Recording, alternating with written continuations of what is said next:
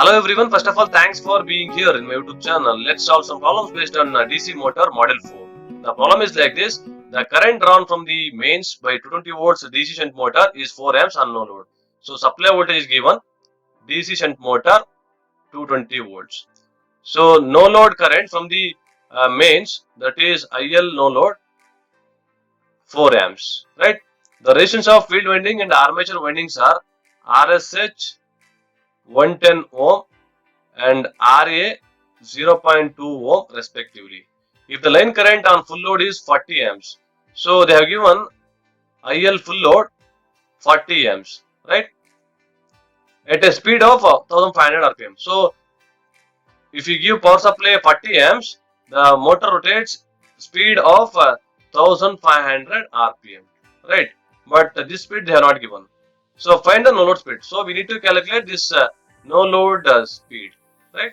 Which formula is preferable for to calculate speed? EB, right? EB is equal to 5PNZ by 60A. From this equation, we can say N is directly proportional to EB by 5. So N no load is directly proportional to EB no load by 5, and similarly N full load is directly proportional to EB full load by 5, right?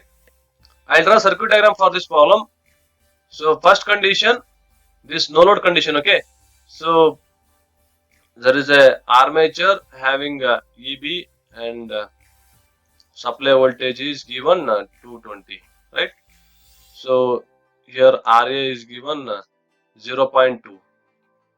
This EB no load we don't know, and RSH is 110 ohm, and this one is IL no load.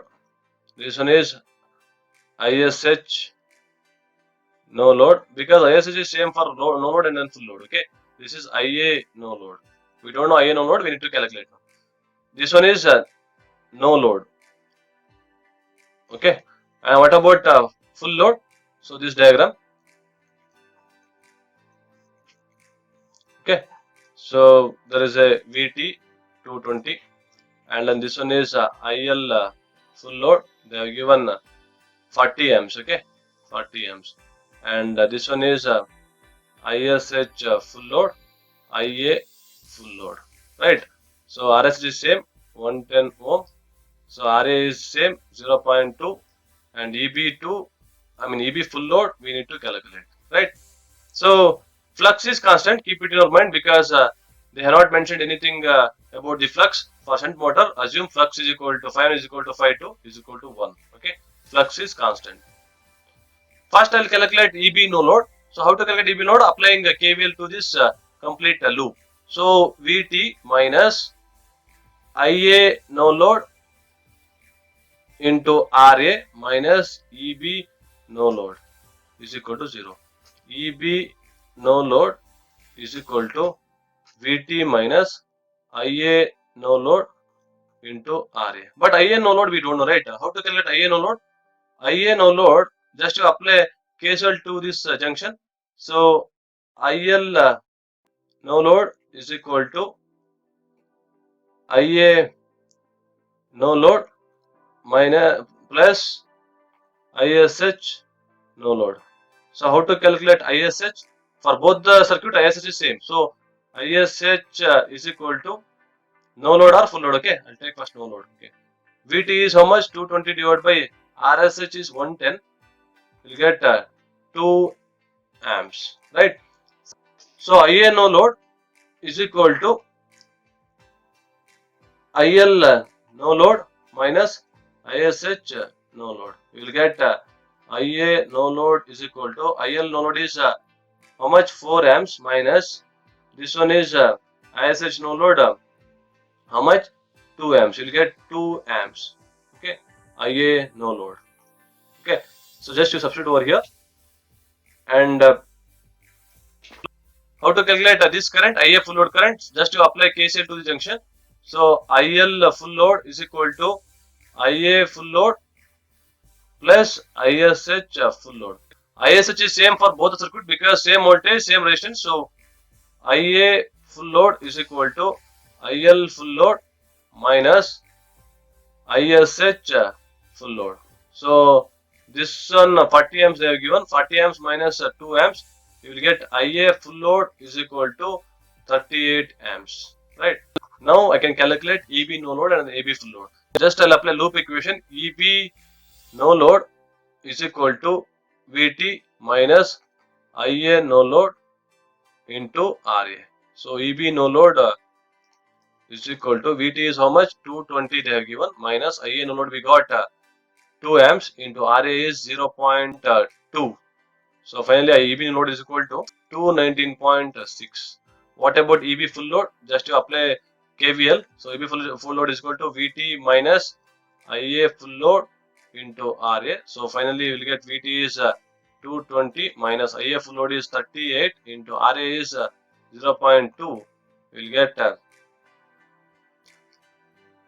212.04 volts.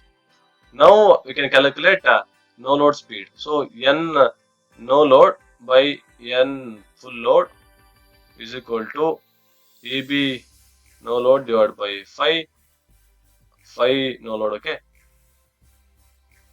Okay. This condition, first condition. Okay. This one phi I'll take phi because constant. So EB full load divided by phi. So this phi cancel because constant. So this EB no load divided by EB full load, right? N no load is equal to EB no load divided by EB full load. So what happens? N full load will be there, okay? So N no load is equal to EB no load is how much? We got EB no load 219.6 divided by 212.04 into N full load is 1500 is given. Finally, we'll get answer as 1550.8. Okay, RPM. Next problem, a DC series motor is running at 1000 RPM while taking a current of 22 amps from the supply. So N is given 1000 RPM. Okay, series motor. Current is for this speed IL is 22 amps. If the load is changed so that the current drawn by the motor is increased to 55 amps. So load changed. Second condition, I'll take IL to 55 amps. Calculate the speed of the motor on new load. This current we need to calculate speed because load changed, right? So N2 I'll take, this we need to calculate. This one will take N1, this one will take IL1. The armature and series field winding resistance are 0.3. RA is 0.3, RSE is 0.4 respectively. Assume the supply voltage is 250. So voltage is 250. Okay. So now I'll draw the circuit diagram for this problem. So this is one diagram. I mean for 22 amps. Okay. This is 22 amps. IL1 and here armature resistance and then this is EB1 I'll take, this one is RA, this is RSC, okay. So this is VT 250 volts, right. So second condition, current changes to 55 amps, right. So this is second condition, I'll take EB2, RA and RSC are same for both the condition because same motor. RSC is how much? 0.4, this one is 0.3, right. So EB2 we don't know, we need to calculate. So EB1 also we don't know, we need to calculate, right. So same 0.4, 0.3, okay. Supply voltage same for both the circuit, 250 volts, right. So which formula I will prefer for to calculate speed of the DC motor? Tag KMF, right? EB is equal to 5PNZ by 60A. So in this formula, N is directly proportional to EB by 5. For DC series motor, flux is directly proportional to IA because same current is flowing here to here. So flux is directly proportional to IA for DC series motor. Condition will be there. Characteristics we discussed already. So I can write instead of 5 here IA, right? So N is directly proportional to EB by IA, right? So we can write similarly N1 is directly proportional to EB1 by IA1. N2 is directly proportional to EB2 by IA2. Just to take the ratio of these two, we will get answer. Right? Now we need to calculate EB1 and IA1. Right? And EB2, IA2. For series motor condition, IL1 is equal to ISC1 is equal to IA1. Correct? Right? Similarly, here also IL2 is equal to ISC2 is equal to IA2. Right? This one is 55 amps. This one is 22 amps. Right? I just apply KVL to this loop. So VT minus ISC1 RSC minus IA1 RA minus EB1 is equal to 0. I'll take EB1 LHS side. So EB1 is equal to VT minus ISC1 RSC minus IA1 RA. Right? So EB1 is equal to VT. ISC1, IA1 are same. Right? I'll take common outside IA1. Or you can take ISC1 also common outside. RA plus RSC.